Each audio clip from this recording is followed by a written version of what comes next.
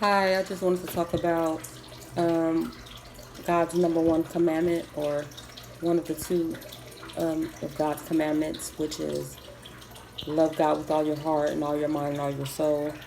Um, and then the second one, like it is, love thy neighbor, meaning love everyone, basically. Not really literally your neighbor, but to love everyone.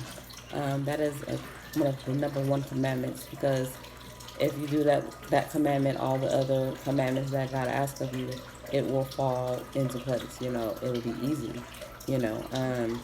God wants us to love everyone. He says that treat all your enemies great, good, like love them. If someone slap one cheek, give them the other cheek. You know, um, Let go.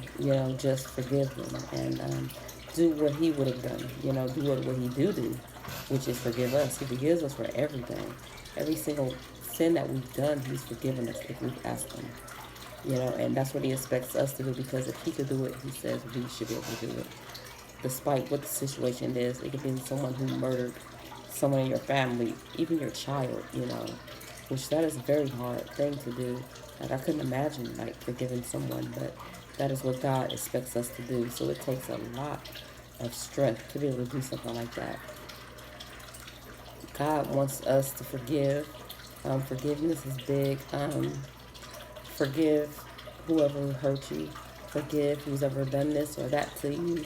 Whatever that is big though. It takes a real strong Christian to be able to do that, and that is what God expects us of us to do. Forgive if you want to be forgiven. That's what God says. You know,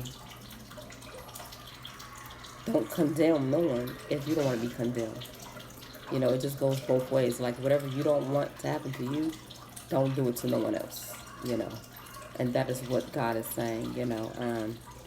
So yeah, we have to start working on ourselves, learning how to forgive others, just being nice genuinely. Stop holding grudges. Stop being mean. Stop being quick to curse someone out.